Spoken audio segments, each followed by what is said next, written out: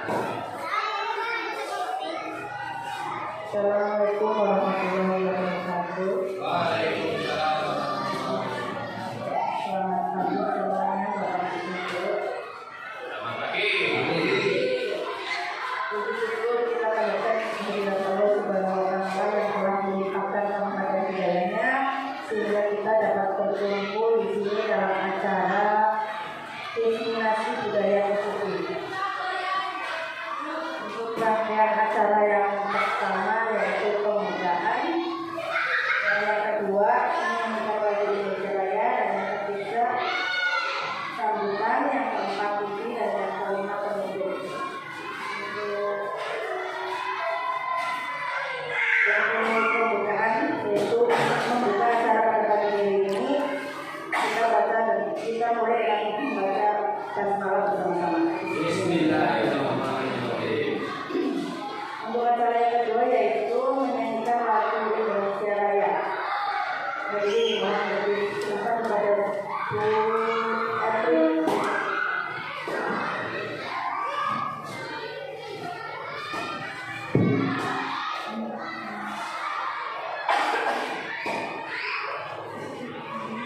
Hiduplah Indonesia Raya, wajah Indonesia.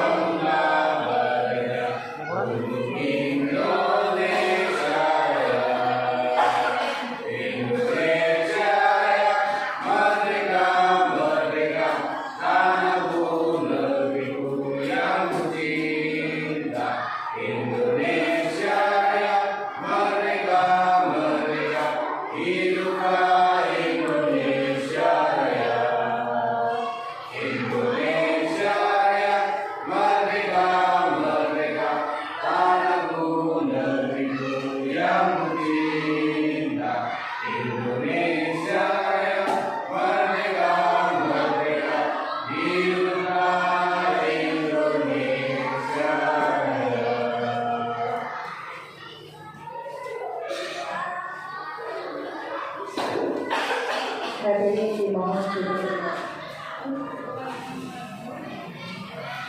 Untuk acara yang ketiga yaitu sambutan Bapak Kepala Sekolah SMP Dulu Kayu 01 kepada Bapak Suryono dipersilakan.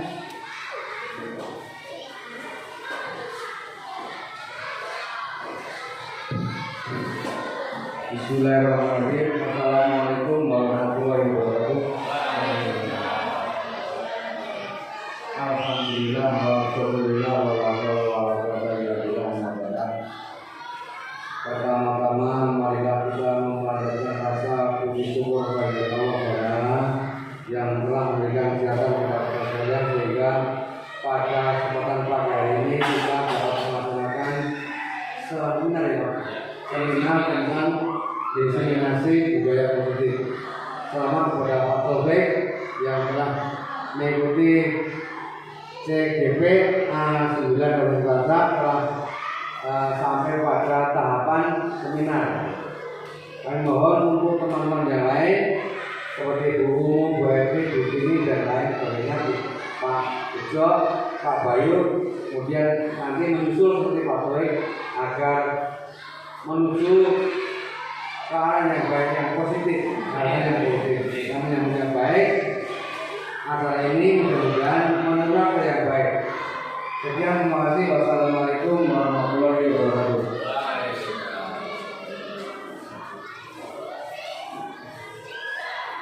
Untuk acara yang selanjutnya yaitu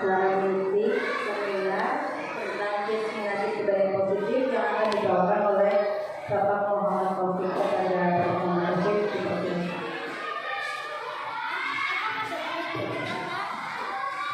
Terima kasih.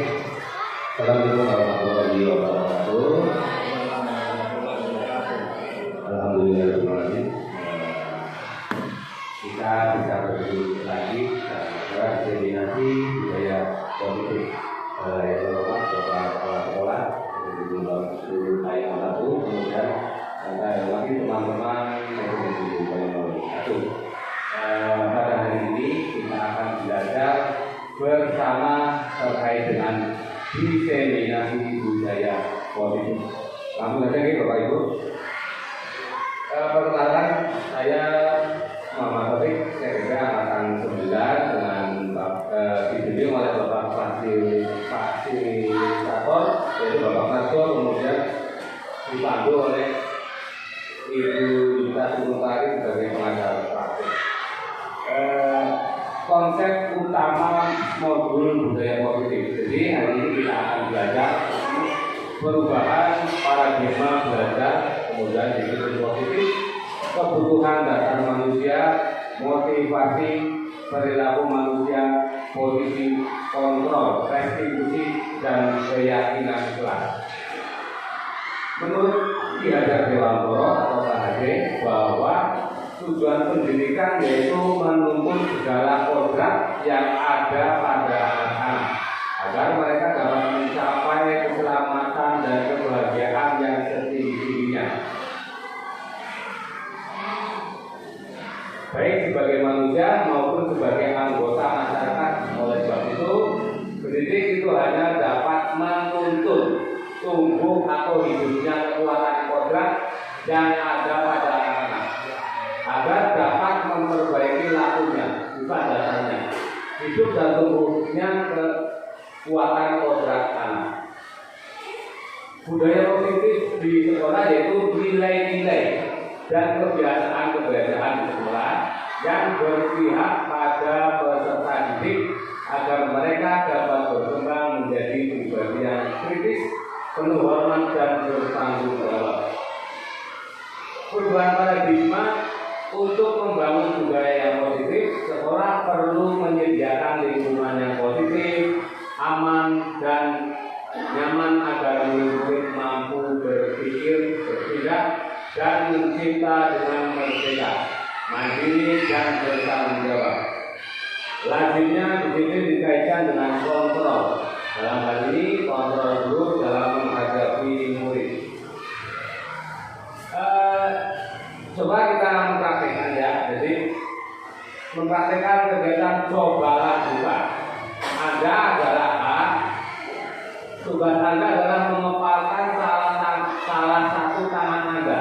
Coba Anda bayangkan bahwa Anda menyimpan sesuatu yang sangat berharga di dalam kepala tangan Anda. Anda perlu menjaga benda tersebut sekuat tenaga Anda karena begitu pentingnya untuk kehidupan Anda. Tugas Anda, jadi Anda berpasangan, kemudian yang misalkan Anda A memegang sebuah benda berharga, ya misalkan emas. Kemudian untuk yang B itu boleh membujuk, menghadik, mengintimidasi, memarahi, menggoda, menggelitik, bahkan menawari Anda uang agar Anda bersedia membuka kepala tangan Anda. Cobalah lakukan kegiatan cobalah buka di atas dengan B secara bergantian. Masing-masing A dan B memiliki waktu 2 menit. Sesudah itu diskusikan kegiatan dan coba jawab pertanyaan-pertanyaan di bawah ini secara mandiri. Coba Bapak Ibu mengatakan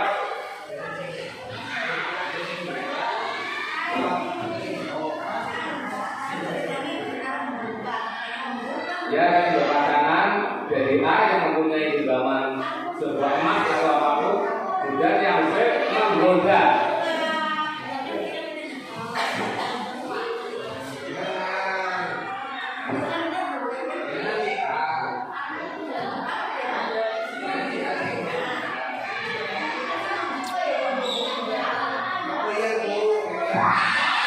Coba yang jadi A tadi, kira-kira Anda mau membuka kepala tangannya apa enggak?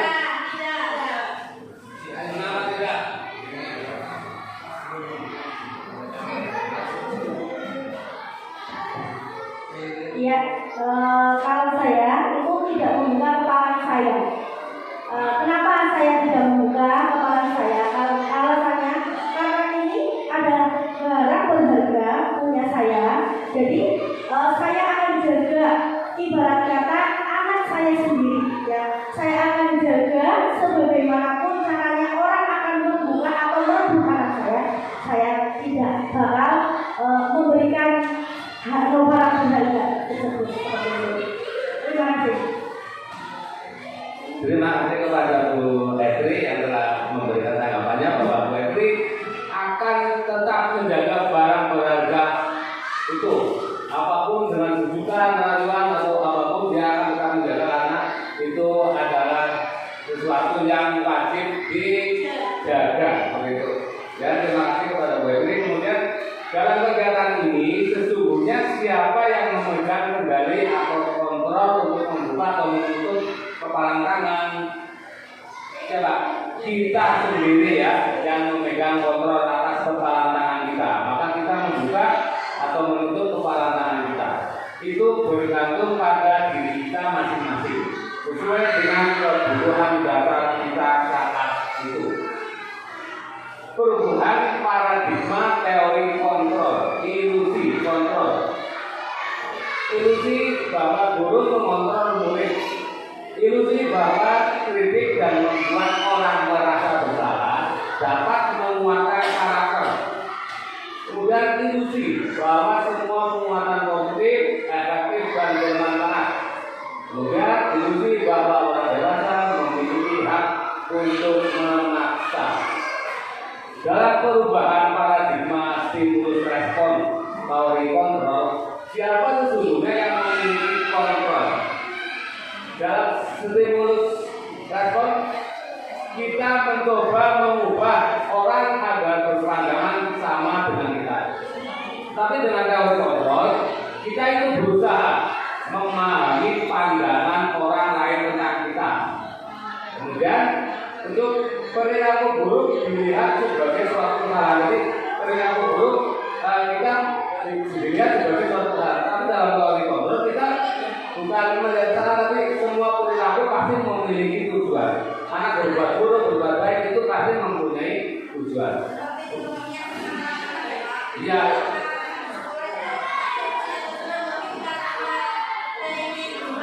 Iya. Iya, benar sekali dari Bu Siti.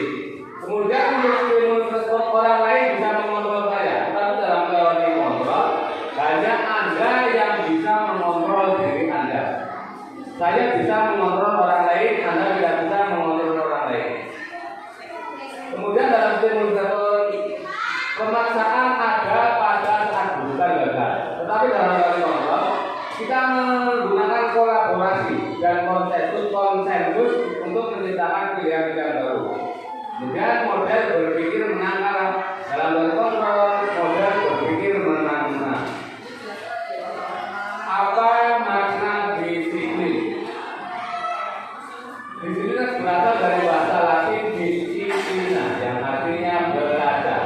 Makna asal dari kata ini berkonotasi dengan disiplin diri dari murid-murid Sokrates dan Plato. Disiplin diri membuat orang menggali potensinya menuju sebuah tujuan apa yang dihargai.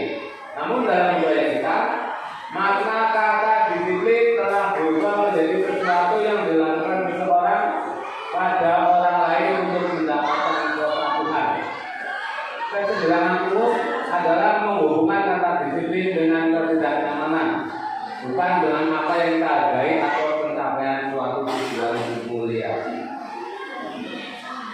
Anda tidak bisa mengontrol orang lain, hanya Anda yang bisa mengontrol diri Anda. Nah, mari kita pahami, disiplin adalah kemampuan memerintah diri sendiri dalam mengontrol dan menguasai diri untuk memilih tindakan yang mengacu pada nilai-nilai yang kita hargai dengan penuh tanggung jawab tanpa terperintah orang lain.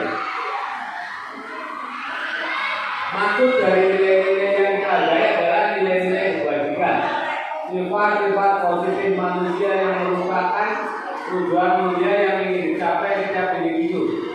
Nilai kebajikan yang ingin dicapai oleh setiap anak Indonesia kita kenal dengan profil pelajaran Pancasila yaitu beriman, bertakwa kepada Tuhan Yang Maha Esa dan berakhlak mulia, juga mandiri, berpengalaman, berkebinekaan global, bergotong royong dan kreatif.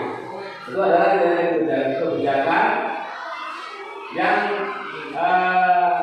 termuat dalam profil belajar Pancasila. Semua perilaku memiliki tujuan. Mari kita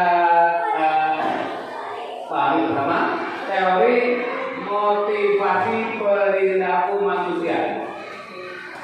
Motivasi kenal biasanya untuk menghindari ketidaknyamanan atau hubungan apa yang akan terjadi apabila saya tidak melakukannya. Kemudian untuk mendapatkan imbalan dari orang lain, kita melakukan budaya positif itu akan dapat imbalan dari orang lain. Apabila saya dulu melakukannya, mungkin saya misalkan dapat orang tua sebagai guru berprestasi atau apa itu namanya mendapatkan imbalan, itu motivasinya eksternal. Kemudian yang terakhir, kita berbudaya positif misalkan untuk menghargai diri sendiri. Saya akan menjadi orang yang seperti apa bila saya melakukannya. Berarti itu motivasinya dari dalam diri atau motivasi internal. Kebutuhan dasar manusia. Jadi setiap manusia itu mempunyai 5 kebutuhan dasar. Yang pertama yaitu survival, yaitu kebutuhan untuk bertahan hidup. Kemudian yang kedua cinta kasih diterima. Setiap orang mempunyai kebutuhan itu. Kemudian kebutuhan penguasaan, kebebasan dan kesenangan. Ini adalah sebuah ilustrasi. Ibu Ani, guru kelas 5 di SD Perikasi, sedang bingung menghadapi pula salah satu murid di kelasnya yang bernama Agus. Beberapa anak telah datang dan mengeluhkan Agus yang seringkali meminta bekal makan siang. Mereka dengan paksa. Jika Anda menghadapi situasi seperti Ibu Ani, apa yang akan Anda lakukan? Menurut Anda kira-kira apa alasan Agus melakukan hal itu? Kira-kira jika Anda sebagai Ibu Ani, apa yang Anda lakukan? Pertama, itu kan Bu Ani baru katanya begitu ya Pak ya. Jadi dikonfirmasi terlebih dahulu kedua belah pihak itu siswa yang dimintai dan terduga pelakunya seperti itu. Kalau memang terjadi seperti itu, baru kita istilahnya interogasi lebih dalam kepada Agus mengapa melakukan hal tersebut. Karena anak-anak itu melakukan hal-hal yang negatif itu ada kemungkinan penyebab-penyebab karena kebutuhan dasarnya itu belum terpenuhi dengan baik. Jadi seperti itu Pak. Terima kasih pada guru yang telah memberikan tanggapannya terkait Bu Ani. Bu menyimpulkan bahwa kita harus menginterogasikan dulu, menganalisis apa kebutuhan dasar yang belum dipenuhi oleh Agus itu. Maka dalam konteks penerapan disiplin positif, Ibu Ani sebaiknya mencari tahu alasan Agus melakukan tindakan tersebut agar mengetahui kebutuhan mana yang sedang berusaha dipenuhi Agus. Apabila jawaban Agus karena ia lapar dan orang tuanya tidak membawakan bekal makan siang, maka kebutuhan yang belum terpenuhi adalah bertahan hidup. Kemudian apabila jawaban Agus karena ia senang temannya jadi memperhatikan dia, maka kebutuhannya Agus yang belum terpenuhi adalah cinta dan kasih sayang, kebutuhan atau kebutuhan untuk diterima. Kemudian apabila jawaban Agus adalah dia merasa hebat karena temannya jadi takut dan menuruti keinginannya, kebutuhannya adalah penguasaan. Apabila jawaban Agus karena dia merasa bosan dengan bekal yang dibawakan ibunya karena selalu membawakan bekal yang sama, kebutuhannya adalah kebebasan. Kemudian apabila jawaban Agus adalah karena iseng saja dan dia menikmati ekspresi wajah temannya yang salah karena diambil makanannya, berarti itu adalah kebutuhan adalah kesenangan. Jadi kita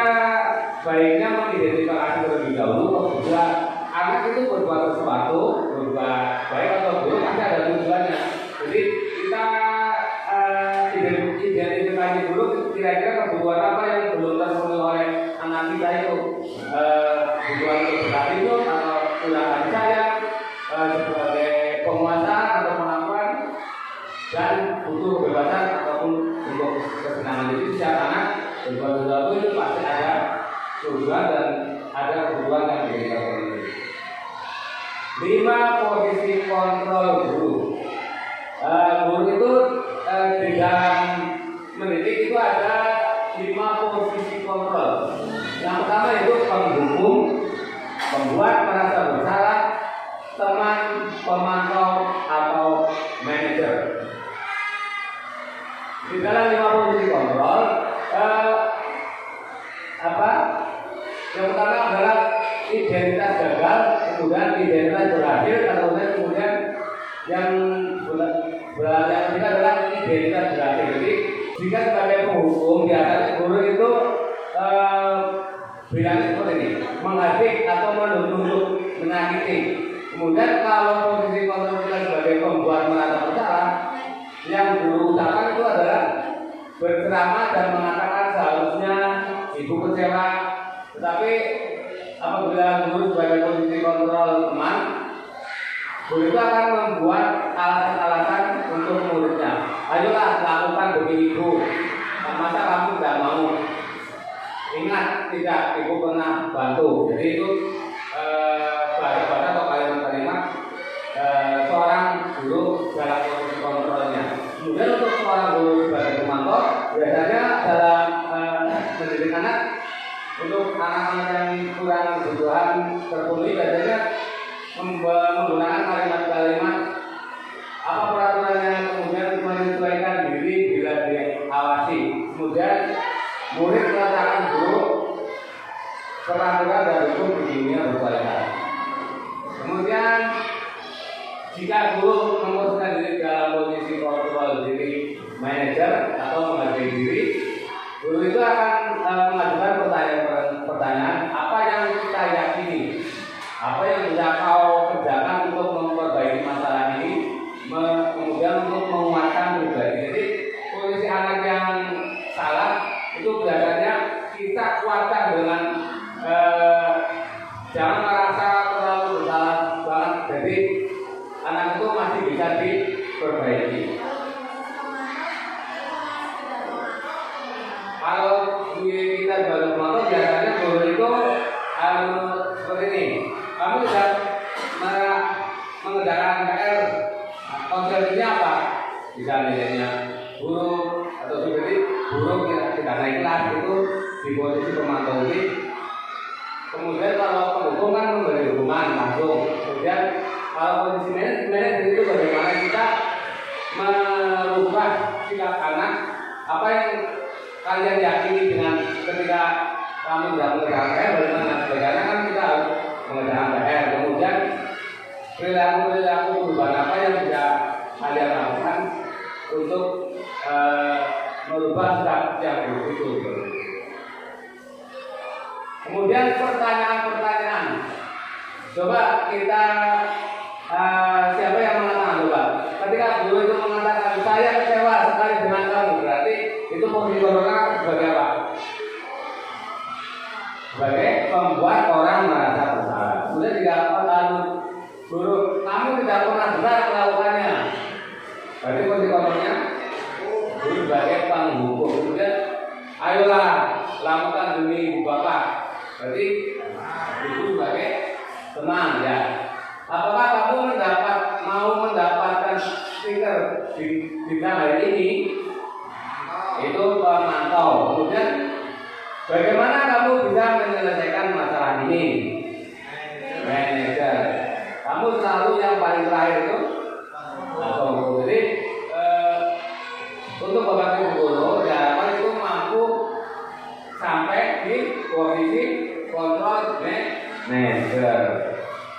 Budaya positif itu jenjangnya dari peraturan kelas, kemudian yang lebih besar keyakinan kelas, kemudian kalau keyakinan kelas sudah tercapai maka terbentuk lingkungan positif, dan ketika lingkungan sudah dijalankan maka akan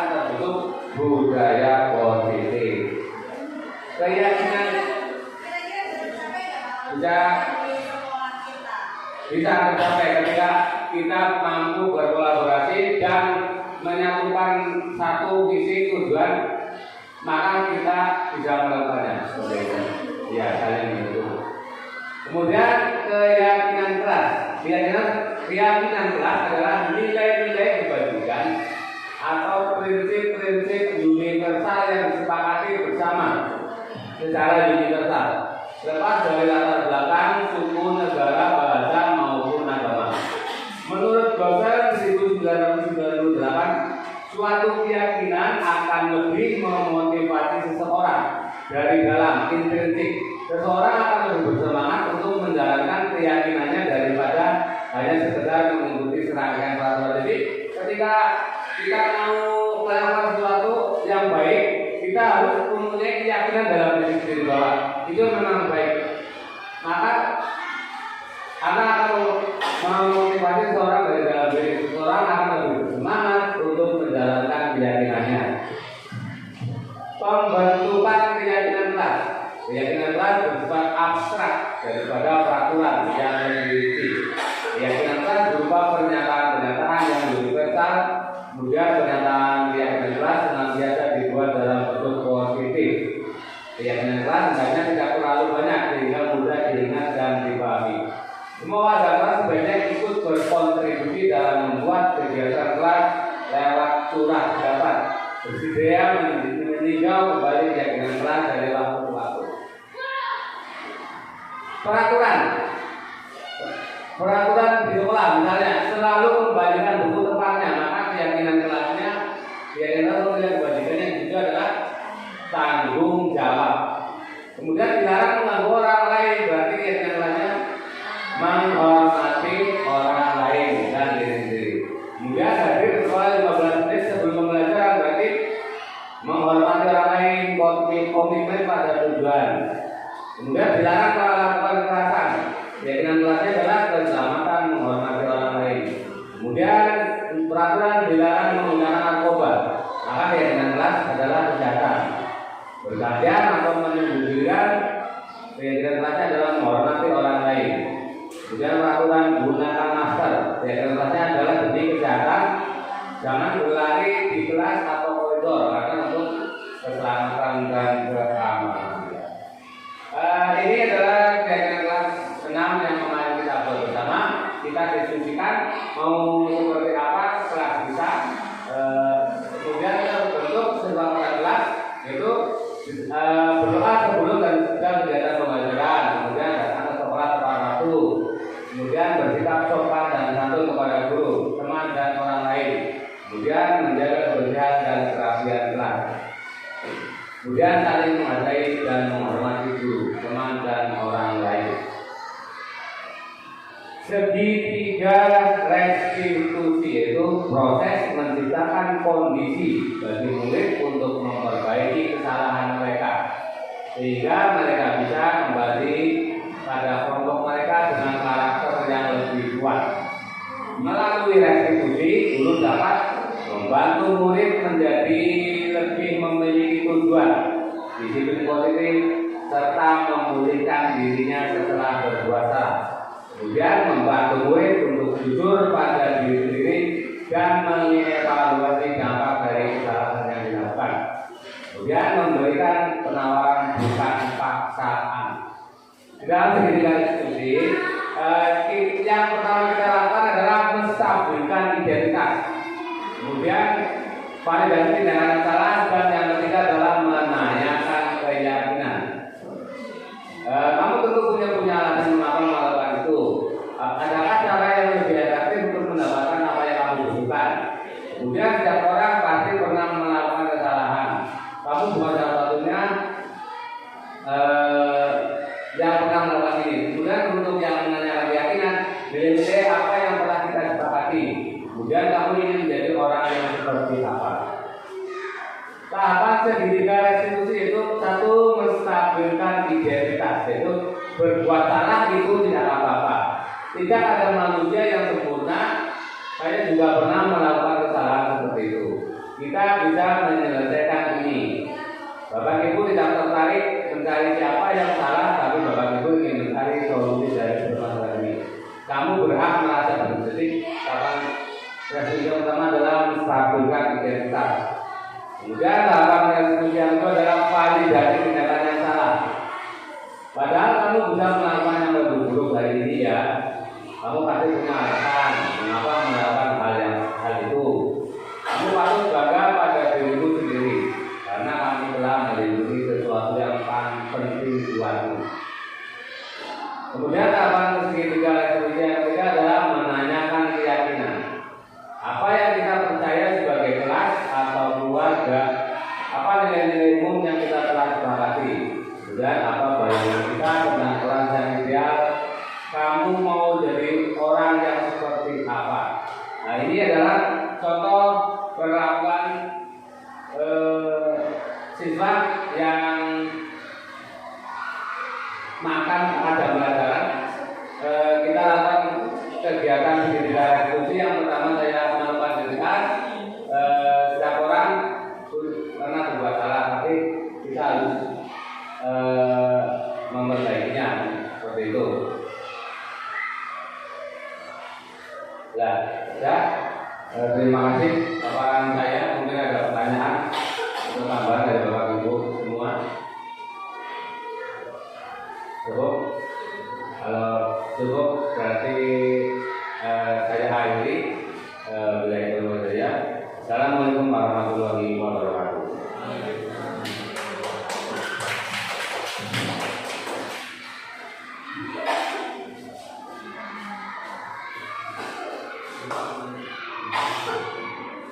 Terima kasih rangkaian acara telah selesai. Terima kasih kepada Bapak Muhammad Taufik yang sebagai narasumber sudah memberikan ilmunya kepada Bapak Guru BPD 1. Semoga